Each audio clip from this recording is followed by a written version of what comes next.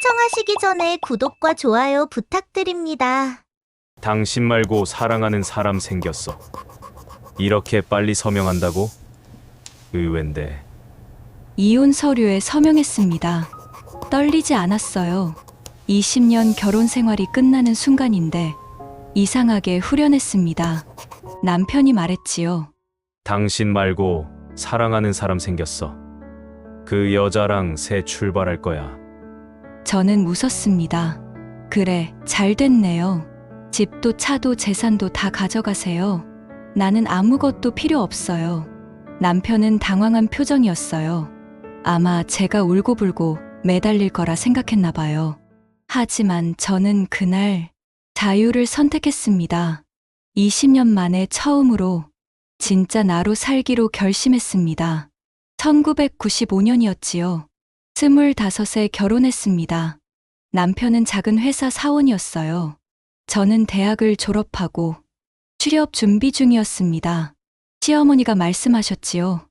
며느리가 일하면 되겠어. 집에서 살림이나 해. 남편 뒷바라지가 며느리 일이야. 네, 알겠습니다. 꿈을 접었습니다. 대신 남편을 위해 살기로 했어요. 남편은 야근이 잦았습니다. 저는 매일 밤 11시까지 기다렸지요. 따뜻한 밥을 차려놓고 남편이 들어오면 피곤하지? 빨리 씻고 자요. 그게 제 일상이었습니다. 10년이 지났어요. 남편은 과장이 되었습니다. 저는 여전히 집에만 있었지요. 친구들은 다들 커리어 우먼이 되어 있었어요. 가끔 만나면 물었습니다. 너는 뭐 해? 그냥 집에서 남편 뒷바라지. 아, 그렇구나. 친구들 눈빛에서 동정이 보였어요. 괜찮았습니다. 남편이 잘 되는 게 제 행복이라고 생각했으니까요. 15년째 되던 해, 남편이 부장이 되었습니다. 회사에서 인정받는 사람이 되었어요. 저는 자랑스러웠습니다. 내가 뒷바라지 잘해서 남편이 이렇게 성공한 거야. 그런데 남편이 달라지기 시작했습니다. 야근이 더 잦아졌어요. 주말에도 회식이라며 나갔습니다. 전화를 하면 지금 바빠, 나중에. 문자를 보내도 읽씹. 이상했어요. 하지만 의심하지 않았습니다. 남편이 바쁜 거겠지. 승진하면 더 바쁜 거 당연하지. 그렇게 믿었습니다. 18년째. 남편이 늦게 들어오는 날이 많아졌어요. 술 냄새가 났습니다. 그런데 향수 냄새도 났지요. 여자 향수. 이상했지만 참았습니다. 회식 때문이겠지. 술집에 갔으니까. 그렇게 스스로를 속였습니다. 19년째. 남편의 휴대폰에서 카톡 알림이 울렸어요. 사랑해, 오빠. 보낸 사람 이름은 하트. 심장이 멎는 것 같았습니다. 하지만 모른 척 했어요. 아직 확실하지 않잖아. 혹시 모르잖아. 제 자신에게 거짓말을 했습니다. 20년째 되던 어느 날, 남편이 퇴근하고 들어왔습니다. 평소보다 일찍 들어온 날이었어요. 거실에 앉더니 말했습니다. 우리 이야기 좀 하자. 무슨 이야기요? 남편이 서류를 꺼냈습니다. 이혼 서류였어요. 뭐예요, 이게? 나 솔직히 말할게. 당신 말고 사랑하는 사람 생겼어. 그 여자랑 새 출발하고 싶어.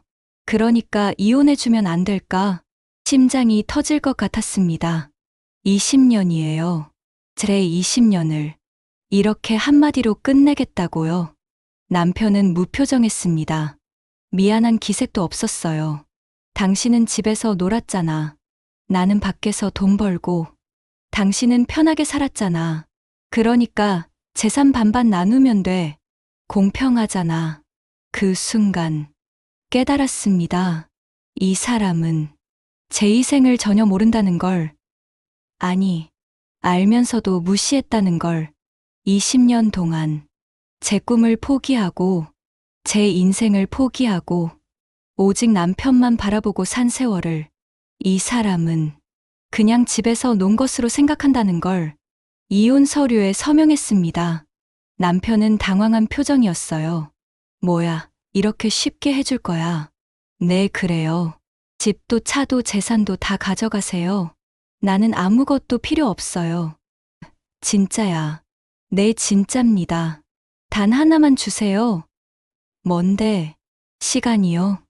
제 인생을 살 시간. 남편은 비웃었습니다. 너가 뭘 할 수 있는데? 20년 동안 집에서 놀기만 했잖아. 그래요. 그동안은 당신을 위해 살았으니까요. 이제는 저를 위해 살 거예요. 이혼 후 집을 나왔습니다. 가진 것은 통장 잔고 300만 원, 그리고 20년 동안 숨겨둔 꿈, 고시원에 방을 얻었어요. 3평 남짓한 작은 방. 하지만 20년 만에 처음으로 제 공간이었습니다. 그날 밤, 오랫동안 꺼내보지 않았던 상자를 열었습니다. 대학교 졸업장, 토익 950점 성적표, 컴퓨터 자격증, 회계사 1차 합격증, 그리고 20년 전 포기했던 꿈, 제가 하고 싶었던 일. 다음 날부터 도서관에 다녔어요. 아침 9시부터 밤 10시까지. 회계사 시험 공부를 다시 시작했습니다. 45살이었지요. 주변 사람들이 말했어요. 그 나이에 무슨 공부야. 취직도 안 될 텐데. 괜찮았습니다. 이제는 남의 시선 따위 신경 쓰지 않았으니까요. 3개월이 지났습니다. 생활비를 벌어야 했어요. 편의점 야간 알바를 시작했습니다. 밤 11시부터 아침 7시까지. 알바가 끝나면 집에 가서 2시간 자고 다시 도서관. 힘들었지만 이상하게 행복했습니다. 20년 만에 처음으로 제 인생을 사는 기분이었으니까요. 6개월째. 회계사 2차 시험에 붙었습니다. 주변에서 축하해줬어요. 대단하네요. 하지만 속으로는 비웃는 눈빛도 있었지요. 45살에 회계사 따서 뭐해. 어차피 취직 안 될 텐데. 그래도 괜찮았습니다. 저는 멈추지 않았으니까요. 그 무렵 남편에게서 연락이 왔습니다. 여보, 나야. 저는 더 이상 당신 여보가 아닙니다. 무슨 일이세요? 그게 좀 만날 수 있을까? 왜요? 그냥 이야기하고 싶어서. 죄송하지만 바빠서요. 전화를 끊었습니다. 더 이상 그 사람에게 시간을 쓰고 싶지 않았어요. 1년이 지났습니다. 드디어 회계사 자격증을 땄습니다. 그리고 운명처럼 한 대기업에서 연락이 왔어요. 경력 단절 여성 특별 채용. 지원했습니다. 면접에서 물었지요. 20년 경력 공백을 어떻게 설명하시겠습니까? 20년 동안 한 사람을 위해 살았습니다. 이제는 제 인생을 살고 싶습니다. 20년 희생은 저를 더 강하게 만들었습니다. 합격했습니다. 45살에 첫 직장. 대기업 재무팀 대리로 입사했어요. 동기들은 20대 초반이었습니다. 나이 차이가 많이 났지요. 하지만 저는 그들보다 더 열심히 일했습니다. 20년 동안 참아온 열정을 이제 폭발시킬 때였으니까요. 입사 6개월 만에 팀장이 저를 불렀습니다. 대리님, 이 프로젝트 맡아주시겠어요? 대형 프로젝트였어요. 보통 과장급이 하는 일 할 수 있을까요? 물론이죠. 당신이 제일 잘할 것 같아요. 밤낮 없이 일했습니다. 20년 동안 쌓아둔 인내심과 다시 찾은 열정으로 프로젝트는 대성공이었어요. 회사에 10억 원의 이익을 가져왔습니다. 승진했습니다. 입사 1년 만에 과장, 그리고 6개월 후 차장. 주변에서 난리였어요. 45살에 입사해서 2년 만에 차장이라니. 하지만 저는 멈추지 않았습니다. 더 높이 올라가고 싶었어요. 20년 동안 잃어버린 시간을 되찾고 싶었으니까요. 그 무렵 회사에 새로운 임원이 부임했습니다. 김상무. 50대 초반의 신사였어요. 차분하고 지적인 분위기. 첫 미팅에서 눈이 마주쳤습니다. 저도 모르게 얼굴이 붉어졌어요. 20년 만에 느끼는 설렘. 상무님이 다가왔습니다. 차장님, 혹시 점심 같이 하실래요? 네. 그날부터 우리는 점심을 함께 먹었어요. 일 이야기, 인생 이야기, 꿈 이야기. 상무님은 제 이야기를 들어주었습니다. 20년 동안 아무도 듣지 않았던 제 이야기를 3개월이 지났습니다. 상무님이 고백했어요. 차장님을 좋아합니다. 교제해 주시겠습니까? 심장이 뛰었습니다. 하지만 솔직하게 말했어요. 저는 이혼했습니다. 20년 결혼 생활이 끝났어요. 압니다. 그래도 괜찮습니까? 물론이죠. 당신의 과거가 아니라 지금의 당신이 좋습니다. 눈물이 났습니다. 20년 동안 남편에게서 한 번도 듣지 못한 말. 이제야 듣게 되었습니다. 우리는 연인이 되었어요. 그는 저를 존중했습니다. 제 일을 응원했고, 제 꿈을 지지했어요. 행복했습니다. 진짜 사랑이 이런 거구나. 깨달았지요. 그러던 어느 날, 전 남편에게서 전화가 왔습니다. 여보, 나야. 무슨 일이세요? 만나야 할 것 같아. 중요한 이야기가 있어. 죄송하지만 바빠서요. 제발 부탁이야. 딱 한 번만 만나줘.